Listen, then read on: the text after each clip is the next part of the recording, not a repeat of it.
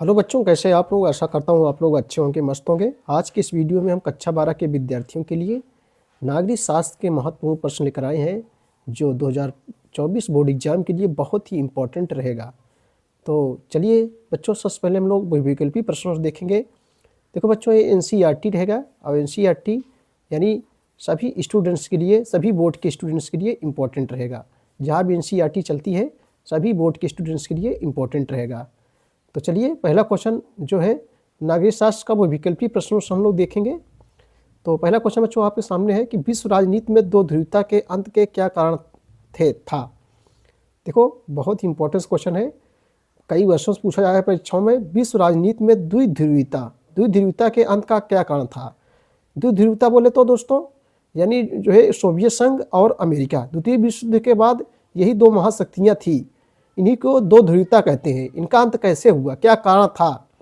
विश्व राजनीति में द्विध्रुवीयता के अंत का क्या कारण था। सोवियत संघ का विघटन, शीत युद्ध का अंत, गुटनिरपेक्ष आंदोलन की भूमिका और जो है इनमें से सभी। तो बच्चों सही जवाब क्या हो जाएगा, ये डी हो जाएगा, यानी जो है इनमें सभी हो जाएगा, इनमें से सभी हो जाएगा। यानी सोवियत संघ का विघटन भी है, शीत युद्ध का अंत भी है, गुटनिरपेक्ष आंदोलन की भूमिका, ये सभी हो जाएगा। चलिए अगला क्वेश्चन देखेंगे हम लोग। सोवियत संघ रूस के विघटन के समय वहां का राष्ट्रपति कौन था। चार ऑप्शन आपके सामने दिए गए। सोवियत संघ रूस के विघटन के समय वहां का राष्ट्रपति कौन था। लेनिन था कि स्टालिन कि निकिता खुश्चेव कि मिखाइल गोर्बाचोव। तो सही जवाब बच्चों जो है क्या हो जाएगा, डी हो जाएगा, मिखाइल गोर्बाचोव। सोवियत संघ रूस के विघटन के समय वहां का जो राष्ट्रपति था मिखाइल गोर्बाचोव था। अगला क्वेश्चन देखेंगे हम लोग। स्वाधीनता से पहले बांग्लादेश किस देश का हिस्सा था। स्वाधीनता से पहले बांग्लादेश किस देश का हिस्सा था। पाकिस्तान, चीन, भारत, उपयुक्त में से कोई नहीं। तो सही जवाब बच्चों जो है क्या हो जाएगा, स्वाधीनता से पहले बांग्लादेश किस देश का हिस्सा था। बच्चों सही जवाब जो है यहाँ ए हो जाएगा, यही जो है पाकिस्तान हो जाएगा। ठीक है, चलो आगे देखेंगे। चलिए बच्चों अगला क्वेश्चन हम लोग देखेंगे। आपके सामने जा रहा है अगला क्वेश्चन। नेपाल में जो है राजतंत्र को कब समाप्त किया गया। नेपाल में राजतंत्र को कब समाप्त करके लोकतंत्र को लाया गया। तो पहले बच्चों नेपाल में राजतंत्र था, लेकिन बाद में लोकतंत्र को अपना लिया गया। तो यहाँ पूछा है नेपाल में राजतंत्र को कब समाप्त किया गया। 28 मई 2008 को, 28 जून 2007 को, 25 अप्रैल 2009 को, 21 मार्च 2006 को। तो सही जवाब यहाँ जो है क्या हो जाएगा, ए हो जाएगा, यानी 28 मई 2008 को नेपाल में राजतंत्र को समाप्त करके वहाँ जो है लोकतंत्र को अपनाया गया। चलिए दोस्तों अगला क्वेश्चन देखेंगे, बहुत ही इंपॉर्टेंट क्वेश्चन है यहाँ से। वैश्विक सुरक्षा के लिए निम्न में से दो प्रमुख खतरों के नाम बतलाइए। वैश्विक सुरक्षा के लिए, वैश्विक में होता है बच्चों विश्व स्तर, यानी वैश्विक सुरक्षा के लिए निम्न में से दो प्रमुख खतरों के जो है नाम बताइए। वैश्विक ताप वृद्धि, अंतर्राष्ट्रीय आतंकवाद, चीन की विस्तारवादी नीति, नक्सलवाद। तो बच्चों यहाँ सही जवाब क्या हो जाएगा। चलो बच्चों अगला क्वेश्चन हम लोग देखते हैं। वैश्विक सुरक्षा के निम्न में से दो प्रमुख खतरों के नाम बतलाइए। वैश्विक ताप वृद्धि, अंतर्राष्ट्रीय आतंकवाद, चीन की विस्तारवादी नीति, नक्सलवाद। तो बच्चों यहाँ हो जाएगा वैश्विक ताप वृद्धि भी हो जाएगा, यानी ये भी सही है, और अंतर्राष्ट्रीय आतंकवाद यानी ये भी सही है, दोनों सही है। ए और बी ये जो है दोनों सही है, ऑप्शन नहीं है, लेकिन आप लोग समझते रहिए वैश्विक ताप वृद्धि भी है और अंतर्राष्ट्रीय आतंकवाद, ये दोनों जो है वैश्विक सुरक्षा के लिए प्रमुख खतरे हैं। चलो भैया अगला क्वेश्चन देखेंगे, बहुत ही इंपॉर्टेंट क्वेश्चन है। 1992 में पृथ्वी सम्मेलन कहाँ हुआ था। 1992 ईस्वी में पृथ्वी सम्मेलन कहाँ हुआ था। पृथ्वी सम्मेलन नहीं, पृथ्वी संबंधित होगा। संयुक्त राज्य अमेरिका, जापान, ब्राज़ील, इनमें से कोई नहीं। तो बच्चों सही जवाब यहाँ जो है सी हो जाएगा, ब्राज़ील में। 1992 में पृथ्वी सम्मेलन कहाँ हुआ था, ब्राज़ील में जो है हुआ था। चलो अगला क्वेश्चन देखेंगे। क्योटो प्रोटोकॉल का संबंध है। क्योटो प्रोटोकॉल का संबंध किससे है। निशस्त्रीकरण से, पर्यावरण सुरक्षा से, स्वार्थी समस्या से, इनमें से शरणार्थी समस्या से, इनमें से कोई नहीं। तो भैया यहाँ सही जवाब क्या हो जाएगा बच्चों, पर्यावरण सुरक्षा संबंधित है, यानी पर्यावरण सुरक्षा संबंधित है। क्योटो प्रोटोकॉल का संबंध है ये जो है पर्यावरण से संबंधित है। चलो अगला क्वेश्चन देखेंगे हम लोग। चलिए दोस्तों अगला क्वेश्चन देखेंगे हम लोग, जो अधिलघुत्री से है और बार बार परीक्षाओं में जो है पूछा गया है। ये 2024 बोर्ड एग्जाम के लिए मोस्ट इंपॉर्टेंट रहेगा। देखो बच्चों, मंडल आयोग का संबंध समाज के किस वर्ग से संबंधित है? छोटे छोटे क्वेश्चन है। तो देखो, मंडल आयोग का संबंध समाज के पिछड़े वर्गों से संबंधित है। पिछड़ा वर्ग जिसको हम लोग ओबीसी यानी अदर बैकवर्ड कास्ट के नाम से जानते हैं। ये बच्चों पिछड़ा वर्ग जो है किससे संबंधित है? मंडल आयोग से संबंधित है। अगला क्वेश्चन है, भारत के किन्हीं दो धार्मिक अल्पसंख्यक समुदायों के बारे में उल्लेख करें। भारत के किन्हीं दो धार्मिक अल्पसंख्यक समुदाय के बारे में उल्लेख करें। तो बच्चों दो, पहला है सिख है, दूसरा है पारसी। अल्पसंख्यक में कहता है बच्चों जो संख्या में कम होते हैं उन्हें जो है अल्पसंख्यक कहते हैं। अगला क्वेश्चन है कि अन्य पिछड़ा वर्ग से आप क्या समझते हैं? अन्य पिछड़ा वर्ग से आप क्या समझते हैं? देखो, इस परीक्षा में पूछा गया है।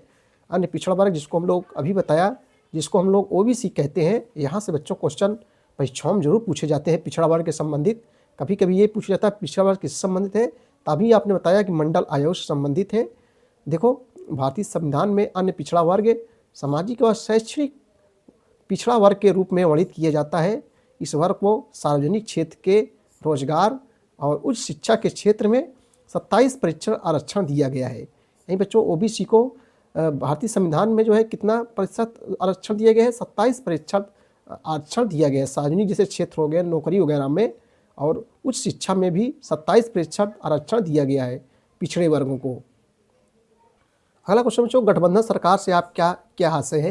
यानी गठबंधन सरकार से आप क्या समझते हैं? तो बहुत कठिन क्वेश्चन नहीं है। गठबंधन यानी एक पार्टी दूसरे पार्टी आपस में गठजोड़ करना, गठबंधन करना, जोड़ना। देखो, गठबंधन सरकार एक संसदीय सरकार की कैबिनेट होती है जिसमें कई राजनीतिक दल सहयोग करते हैं, जिससे जो है गठबंधन के भीतर किसी भी एक दल का प्रभुत्व कम रहता है। और ऐसी व्यवस्था का सामान्य कारण यह है कि बच्चों चुनाव के बाद किसी एक दल को पूर्ण बहुमत प्राप्त नहीं हुआ है। ठीक है भैया, पूर्ण बहुमत प्राप्त नहीं हुआ है, आपस में गठजोड़ करके सरकार, गठबंधन करके सरकार को बनाए हैं। चलो बच्चों, अगला क्वेश्चन देखेंगे। बहुत इंपॉर्टेंट क्वेश्चन है कि तेलुगु देशम पार्टी पर एक संक्षिप्त टिप्पणी लिखिए। ये जो लघुत्तरी प्रश्न है, देखो लघुत्तरी प्रश्न है, लघुत्तरी सेकंड, लघुत्तरी फर्स्ट प्रकार के क्वेश्चन आएंगे। 5 नंबर 6 नंबर के रहेंगे, इससे ज़्यादा नहीं रहेगा। तो बच्चों हम लोग लघुत्तरी प्रश्न है, तेलुगु देशम पार्टी पर एक संक्षिप्त टिप्पणी लिखिए। तेलुगु देशम पार्टी क्या है, इस पर संक्षिप्त टिप्पणी लिखना है। चलिए इसका उत्तर हम देखेंगे। देखो बच्चों, तेलुगु देशम पार्टी आंध्र प्रदेश का प्रभावशाली क्षेत्रीय दल है। इस दल की स्थापना जो है 1982 ईस्वी में एक फिल्म अभिनेता जिसका नाम था एन.टी. रामा राव ने की थी। किसने की थी? एन.टी. जो है रामा राव ने की थी। चंद्रबाबू नायडू इस दल के जो है अध्यक्ष हैं। इस दल की नीतियां एवं कार्यक्रम इस प्रकार है। नंबर 1 बच्चों, देखो, तेलुगु देशम भारतीय संविधान में आस्था रखता है और इसका जो है धर्मनिरपेक्षता, समाजवाद तथा लोकतांत्रिक प्रणाली में विश्वास है। यानी सभी धर्मों को समान रूप से देखना धर्मनिरपेक्षता कहलाता है। तो बच्चों, तेलुगु देशम भारतीय संविधान में आस्था रखता है और इसका धर्मनिरपेक्षता, समाजवाद तथा लोकतांत्रिक प्रणाली में विश्वास है। नंबर 2, पार्टी ने सभी तरह के सरकारिया आयोग का समर्थन किया है। और नंबर 3, पार्टी राज्य को स्वच्छ और स्थिर शासन देने के लिए वचनबद्ध है। नंबर 4, पार्टी विकास की गति को बनाए रखेगी, विकास की गति को जो है बनाए रखेगी। बच्चों, ये था तेलुगु देशम पार्टी का ये संक्षिप्त टिप्पणी। आगे देखेंगे हम लोग क्वेश्चन। चलो बच्चों, अगला क्वेश्चन मतलब अतिलघुत्तरी प्रश्न है, देखेंगे। बहुत इंपॉर्टेंट क्वेश्चन है, आइए देखते हैं। चलो बच्चों, अतिलघुत्तरी प्रश्न जो परीक्षाओं में पूछे गए हैं हर वर्ष। पहला क्वेश्चन है, क्षेत्रवाद के लिए उत्तरदायी किन्हीं 2 कारणों का उल्लेख कीजिए। क्षेत्रवाद के लिए उत्तरदायी किन्हीं 2 कारणों का उल्लेख कीजिए। तो आइए इसका उत्तर देखते हैं। देखो, भौगोलिक विभिन्नता, आर्थिक असंतुलन, भाषागत विभिन्नता व राज्यों के आकार में असमानता के कारण क्षेत्रवाद की समस्या तेजी से पनपती है। अगला क्वेश्चन बच्चों, जम्मू कश्मीर में अनुच्छेद 370 की समाप्ति के 2 परिणामों का उल्लेख कीजिए। ये अगले वर्ष परीक्षा में पूछा गया था कि जम्मू कश्मीर में अनुच्छेद 370 की समाप्ति के 2 परिणामों का उल्लेख कीजिए। तो जम्मू कश्मीर में अनुच्छेद 370 समाप्ति 2 परिणाम निम्नलिखित हैं। नंबर 1, एक देश एक विधान एक निशान का सपना साकार। नंबर 2, जम्मू कश्मीर से बाहर विवाह करने वाली लड़कियों और उनके बच्चों के अधिकारों का जो है संरक्षण भी सुनिश्चित हुआ। अगला क्वेश्चन है कि पूर्वोत्तर भारत की सीमा के साथ लगे हुए किन्हीं 2 देशों के नाम बताइए। देखो, अभी अगले वर्ष परीक्षा में पूछा गया था, 2 वर्ष परीक्षा में पूछा जा रहा है। पूर्वोत्तर, पूर्व धन उत्तर, यानी पूर्व उत्तर मिला के क्या होता है बच्चों? पूर्वोत्तर। पूर्वोत्तर भारत की सीमा के साथ लगे हुए किन्हीं 2 देशों के नाम बताइए। आइए इसका उत्तर हम लोग देखते हैं। देखो, एक हो गया नेपाल, एक हो गया चीन, यानी 4 देश हैं यहाँ। बांग्लादेश भी है, म्यांमार भी है, नेपाल भी है। ठीक है भैया। चलो अगला क्वेश्चन देखेंगे। शेख मोहम्मद अब्दुल्ला कौन थे? बहुत इंपॉर्टेंट क्वेश्चन है, ये भी पूछा गया परीक्षाओं में। शेख मोहम्मद अब्दुल्ला कौन थे? तो जम्मू व कश्मीर की स्वायत्तता के समर्थक, राजशाही के खिलाफ जन आंदोलन का नेतृत्व, नेशनल कॉन्फ्रेंस के नेता तथा भारत में जम्मू कश्मीर के विलय के बाद वहाँ के प्रधानमंत्री थे शेख अब्दुल्ला। ठीक है भैया। चलो अगला क्वेश्चन देखेंगे। आंसू, आंसू क्या है? आंसू जो है क्या है? तो असम में 1979 में ऑल असम स्टूडेंट्स यूनियन आसू ने जो है विदेशियों के विरोध में एक आंदोलन चलाया। आसू एक छात्र संगठन था और इसका जुड़ाव किसी भी राजनीतिक दल से नहीं था। ठीक है, यानी एक प्रकार से छात्रों का, एक बच्चों संगठन था और इसका जुड़ाव किसी भी राजनीतिक दल से नहीं था आसू का। अगला क्वेश्चन जो है लघुत्तरीय प्रश्नों से है बच्चों, बहुत ही इंपॉर्टेंस है। ये क्वेश्चन लगातार 2-3 वर्षों से पूछा जा रहा है। 2024 बोर्ड एग्जाम के लिए मोस्ट इंपॉर्टेंट रहेगा। देखो, बिहार आंदोलन पर एक नोट लिखें अथवा करके देगा कि संपूर्ण क्रांति पर एक संक्षिप्त निबंध लिखिए। दोनों एक ही चीज़ें हैं। बिहार आंदोलन पर एक नोट लिखिए अथवा बच्चों संपूर्ण क्रांति पर एक संक्षिप्त निबंध लिखिए। चलिए इसका उत्तर देखेंगे हम लोग। देखो, बिहार आंदोलन जयप्रकाश नारायण के नेतृत्व में होता है अगुवाई। बिहार आंदोलन जो था बच्चों जयप्रकाश नारायण के नेतृत्व में 1974 में चलाया गया था। कब चलाया गया था? 1974 ईस्वी में चलाया गया था। और जयप्रकाश नारायण ने इसे जो है पूर्ण या व्यापक क्रांति भी कहा है। जयप्रकाश नारायण इसे पूर्ण या व्यापक क्रांति भी कहा है। और जयप्रकाश नारायण ने 1975 में बिहार के लोगों को संबोधित करते हुए कहा था कि बिहार आंदोलन का मुख्य उद्देश्य समाज एवं व्यक्ति के सभी पक्षों में एक क्रांतिकारी परिवर्तन लाना है। यह उद्देश्य ऐसा नहीं है जिसे एक दिन या एक वर्ष में जो है प्राप्त कर लिया जाए, बल्कि अपने उद्देश्य को प्राप्त करने के लिए हमें एक लंबे समय तक जो है बिहार आंदोलन जारी रखना होगा। ठीक है भैया, एक लंबे समय तक बिहार आंदोलन को जारी रखना होगा। चलिए अगला क्वेश्चन देखेंगे दोस्तों। ये भी लघुत्तरीय है, अगले वर्ष परीक्षाओं में पूछा गया है। आपातकाल का संचार माध्यमों पर जो है क्या प्रभाव पड़ा? आपातकाल का संचार में होता है फैलाव। संचार माध्यम क्या होते हैं दोस्तों? जैसे रेडियो हो गया और मोबाइल हो गया, कंप्यूटर हो गया, सब संचार के स्रोत हैं। पेपर हो गया। आपातकाल का संचार माध्यमों पर जो है क्या प्रभाव पड़ा था? तो आइए इसका उत्तर हम लोग देखते हैं बच्चों। देखो, 25 से 26 जून 1975 को आधी रात को देश में आपातकाल लगाया गया। आपातकाल कितने प्रकार होते हैं बच्चों? 3 प्रकार के। एक वित्तीय आपात, एक जो है राष्ट्रीय आपात, एक जो है राष्ट्रपति शासन। 3 प्रकार के आपात होते हैं भारत में। तो 25 से 26 जून 1975 को आधी रात को देश में आपातकाल लगाया गया, जिसकी सबसे बड़ी मार प्रेस पर ही पड़ी। प्रेस माने वही मीडिया, प्रेस पर पड़ी। इस दौरान बच्चों समाचार पत्र कार्यालयों की बिजली काट दी गई, जिससे अगले दिन अखबार प्रकाशित नहीं हो सके। जो अखबार छप भी गए उनके बंडल जब्त कर लिए गए और समाचार पत्रों के कार्यालयों में अधिकारी बैठा दिए गए। बिना सेंसर अधिकारी की अनुमति के अखबारों में राजनीतिक खबर नहीं छापी जा सकती थी। आपातकाल के दौरान 250 से अधिक पत्रकारों को जो है गिरफ्तार किया गया। प्रेस काउंसिल ऑफ इंडिया को जो है भंग कर दिया गया और भारत में जो है BBC के प्रमुख संवाददाता मार्क टुली को 24 घंटे के भीतर देश छोड़ने के लिए बाध्य किया गया। और प्रतिष्ठित पत्रिका टाइम्स और उसके बाद बच्चों न्यूज वीक तथा द डेली टेलीग्राम के संवाददाताओं को भी जो है भारत छोड़ना पड़ा था। सरकार पर जो है कटाक्ष करने वाले कार्टून, व्यंग्य, चुटकुले भी सेंसर की मार से जो है बच नहीं पाए। ठीक है भैया, ये तो बच्चों आपातकाल का संचार माध्यमों पर जो है प्रभाव था। मोस्ट इंपॉर्टेंस है 2024 के लिए, वेरी इंपॉर्टेंस है। चलिए दोस्तों अगला क्वेश्चन 2024 के लिए वेरी इंपॉर्टेंस रहेगा। 2020 में पूछा गया, 2 वर्ष लगातार पूछा जा रहा है। 1970 छोटे छोटे क्वेश्चन है, अतिलघुत्तरीय प्रश्न है। 1969 में भारत का जो है राष्ट्रपति कौन चुना गया था? 1969 की बात है कि भारत का राष्ट्रपति कौन चुना गया था। तो 1969 के राष्ट्रपति चुनाव में सिंडिकेट समर्थित प्रत्याशी BB गिरी ने जो है कांग्रेस के अधिकृत प्रत्याशी नीलम संजीव रेड्डी को पराजित कर जो है जीत दर्ज की थी। अगला क्वेश्चन देखेंगे, भारतीय राष्ट्रीय कांग्रेस के 1969 के विभाजन के 2 कारण बताइए। ये भी इंपॉर्टेंस है। भारतीय राष्ट्रीय कांग्रेस को 1969 के विभाजन के 2 कारण जो है बताइए।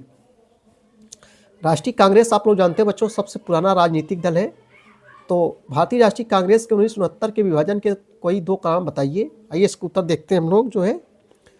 देखो भारतीय राष्ट्रीय कांग्रेस को 1969 के विभाजन के 2 कारण जो है निम्नलिखित हैं। नंबर 1, इंदिरा गांधी द्वारा, देखो इंदिरा गांधी बच्चों हमारे देश की पहली महिला प्रधानमंत्री हैं और ये जो है 2 बार भारत की महिला प्रधानमंत्री का इन्हें गौरव प्राप्त है।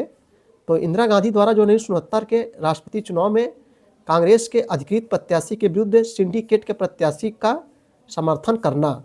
नंबर 2, राष्ट्रपति पद पर कांग्रेस के अधिकृत प्रत्याशी की पराजय के चलते कांग्रेस ने प्रधानमंत्री इंदिरा गांधी को पार्टी से जो है निष्कासित कर दिया। चलो अगला क्वेश्चन देखेंगे। लाल बहादुर शास्त्री के प्रधानमंत्रित्व काल में देश के समक्ष 2 चुनौतियां क्या थी। लाल बहादुर शास्त्री जिनको जो है मरणोपरांत भारत रत्न से जो है सम्मानित किया गया था लाल बहादुर शास्त्री को। तो लाल बहादुर शास्त्री के प्रधानमंत्रित्व काल में देश के समक्ष 2 चुनौतियां क्या थी। तो बच्चों लाल बहादुर शास्त्री के प्रधानमंत्रित्व काल में देश के समक्ष 2 चुनौतियां निम्नलिखित थी। ऐसे लिखेंगे हम लोग, 2 चुनौतियां निम्नलिखित थी। नंबर 1, भारत चीन के मध्य युद्ध के चलते देश में अभूतपूर्व आर्थिक संकट उत्पन्न हुआ। नंबर 2, मानसून की विफलता के कारण देश में सूखे की स्थिति जो है उत्पन्न हुई। सूखे की स्थिति जो है उत्पन्न हुई। चलो दोस्तों अगला क्वेश्चन देखेंगे हम लोग जो है। आइए बच्चों लघुत्तरी प्रश्नों को देखते हैं फिर एक बार से। 1971 में हुए बांग्लादेश के युद्ध किन्हीं 4 परिणामों का वर्णन कीजिए। 1971 में हुए बांग्लादेश युद्ध के किन्हीं 4 परिणामों का जो है वर्णन करना है। आइए इसका उत्तर हम लोग देखते हैं। देखो 1971 में हुए बांग्लादेश युद्ध के किन्हीं 4 परिणाम का वर्णन निम्नलिखित है। नंबर 1, देखो 1971 में हुए भारत पाकिस्तान के युद्ध के परिणाम स्वरूप बांग्लादेश नामक नए राज्य की स्थापना हुई। यानी 1971 में हुए भारत पाकिस्तान के युद्ध के परिणाम स्वरूप बांग्लादेश नामक एक नए राज्य की जो है स्थापना हुई। नंबर 2, बांग्लादेश युद्ध के परिणाम स्वरूप सन 1972 में भारत पाकिस्तान के बीच बच्चों शिमला समझौता हुआ था। देखो सब क्वेश्चन कॉम्पिटिटिव एग्जाम में पूछे जाते हैं कि शिमला समझौता किसके किसके बीच हुआ था। तो आप बच्चों बताओगे भारत और पाकिस्तान के बीच हुआ था। एक नंबर ही पूछ सकता है कब हुआ था शिमला समझौता, तो 1972 में।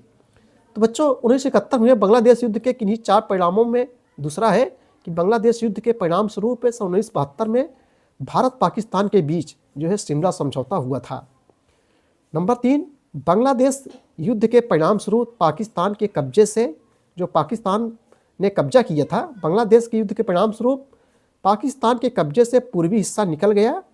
नंबर 4, इस युद्ध के परिणाम स्वरूप भारत की शक्ति में काफ़ी वृद्धि हुई तथा भारत को एक क्षेत्रीय शक्ति जो है माना जाने लगा। ठीक है भैया, चलिए अगला क्वेश्चन देखेंगे। ये क्वेश्चन बहुत इंपॉर्टेंट था, आपको याद भी हो गया होगा और नौकरियों की कंपटीशन एग्जाम के लिए भी मोस्ट इम्पॉर्टेंट है बच्चों। अगला क्वेश्चन जो आ रहा है दोस्तों, ये क्वेश्चन अगले वर्ष परीक्षाओं में पूछा गया था। अब बहुत ही इंपॉर्टेंट क्वेश्चन है, यहाँ से भी क्वेश्चन कंपटीशन एग्जाम में निकलते हैं। तो आइए देखते हैं क्वेश्चन को। 2024 बोर्ड एग्जाम के लिए मोस्ट इंपॉर्टेंट रहेगा। देखो पंचशील से क्या अभिप्राय है, अथवा करके देखा, पंचशील के प्रमुख सिद्धांतों का उल्लेख कीजिए। यानी बच्चों ऐसे पूछा जा सकता है, ऐसे भी पूछा जा सकता है। अथवा पंचशील के प्रमुख सिद्धांतों की जो है व्याख्या कीजिए।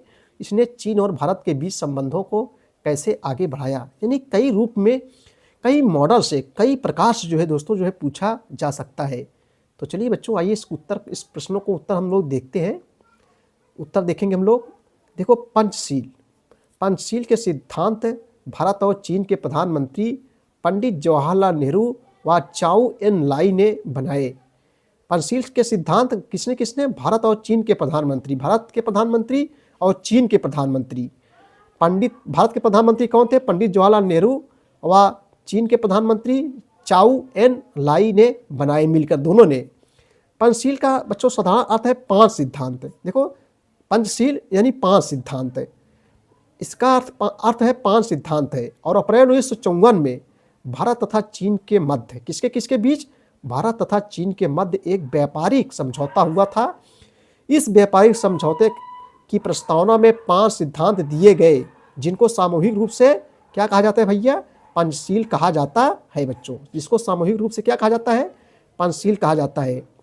इन 5 सिद्धांतों को भारत तथा चीन ने परस्पर संबंधों को नियमित करने के विषय में स्वीकार किया था। ये सिद्धांत नंबर 1 परस्पर क्षेत्रीय अखंडता तथा परस्परता का जो है सम्मान करना। नंबर 2 परस्पर आक्रमण न करना। नंबर 3 परस्पर आंतरिक कार्यों में हस्तक्षेप न करना। नंबर 4 समानता तथा परस्पर लाभ है।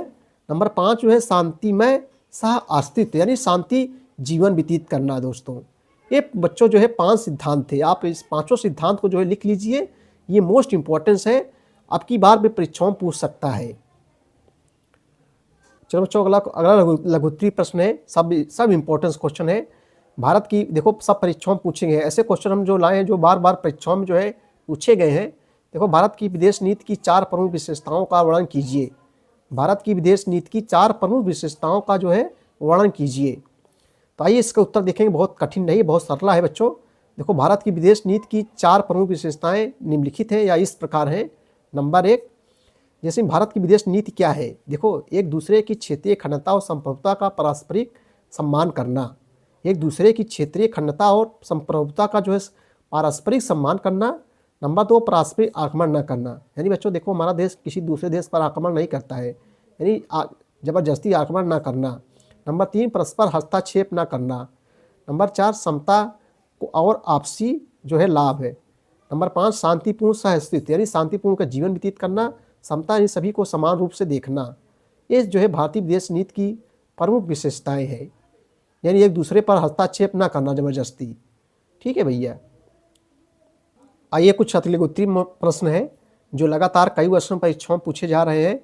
एक एक नंबर यानी बच्चों अतिलघुत्तरीय प्रश्न 2-2, 3-3 नंबर का है। देखो हरित क्रांति किस दशक में लागू हुई थी। देखो हरित क्रांति से बच्चों क्वेश्चन पूछे जाएंगे। क्रांति मीन्स क्या होता है, एकाएक परिवर्तन, एकाएक बदलाव। तो हरित क्रांति जो है 1960 के दशक में जो है लाई गई थी। नंबर 2 मिश्रित अर्थव्यवस्था क्या है बच्चों, मिश्रित अर्थव्यवस्था यानी ऐसी अर्थव्यवस्था जिसमें सरकारी और प्राइवेट दोनों का अस्तित्व पाया जाता है। और भारत में जो है कौन सी अर्थव्यवस्था को अपनाया गया है, आपसे क्वेश्चन पूछ सकता है कि भारत में कौन सी अर्थव्यवस्था को अपनाया गया है। बच्चों आप क्या बताओगे, मिश्रित अर्थव्यवस्था को अपनाया गया है। देखो भारत में मिश्रित अर्थव्यवस्था अस्तित्व में है, इसमें उत्पादन के 2 क्षेत्र होते हैं, एक सरकारी और एक प्राइवेट, यही दोनों का अस्तित्व पाया जाता है। ठीक भैया। अगला क्वेश्चन है कि प्रथम पंचवर्षीय योजना का कार्यकाल क्या था। देखो पंचवर्षीय योजनाओं से भी क्वेश्चन परीक्षाओं पूछे जाते हैं। देखो पंचवर्षीय योजनाएं जिसका कार्यकाल कितना भैया, जिसका कार्यकाल बच्चों 5 वर्ष का होता है उसे जो है पंचवर्षीय योजना कहते हैं। देखो लगातार लगे 3-4 साल से पूछा जा रहा है प्रथम पंचवर्षीय योजना कार्यकाल क्या है।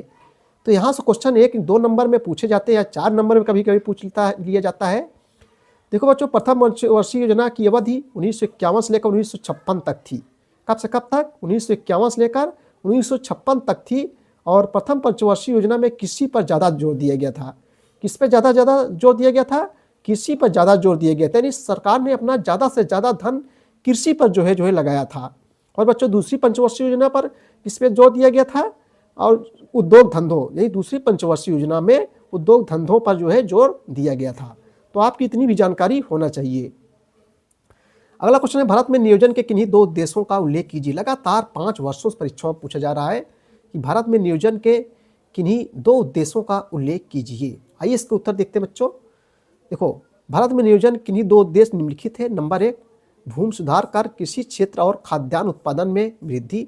खाद्यान्न जैसे गेहूँ हो गया, चावल हो गया, जौ हो गया, बाजरा हो गया, इसको जो है खाद्यान्न कहते हैं, यानी भूमि सुधार कर कृषि क्षेत्र और खाद्यान्न उत्पादन में वृद्धि। नंबर 2 विदेशों से खाद्यान्न आयात पर निर्भरता समाप्त कर खाद्यान्न उत्पादन में आत्मनिर्भरता प्राप्त करना। ठीक है भैया। आयात किसे कहते हैं, जब किसी वस्तु को दूसरे देश से हम लोग मंगवाते हैं तो बच्चे उसे आयात कहते हैं। जैसे हमारे यहाँ तेल वगैरह नहीं है तो तेल हम दूसरे देश से मंगवाते हैं, उसे आयात कहते हैं। जब बच्चों कोई वस्तु को एक देश से दूसरे देश पर भेज रहे हैं, जैसे हमारे यहाँ दूध वगैरह चीनी वगैरह ज़्यादा है तो हम लोग दूसरे देशों में भेजते हैं, तो उसे क्या बोला जाता है भैया, निर्यात बोला जाता है। ठीक है बच्चों। चलो अगला क्वेश्चन देखेंगे हम लोग। तो बच्चों ये थे मोस्ट इंपॉर्टेंट क्वेश्चन कक्षा 12 के विद्यार्थियों के लिए नागरिक शास्त्र के। आपको वीडियो कैसा है बच्चों, हमें कमेंट बॉक्स में बताएं। यदि आपको वीडियो अच्छा लगेगा तो हम ऐसे वीडियो और भी लाएंगे। वीडियो देखने के लिए बहुत बहुत धन्यवाद। Thank you.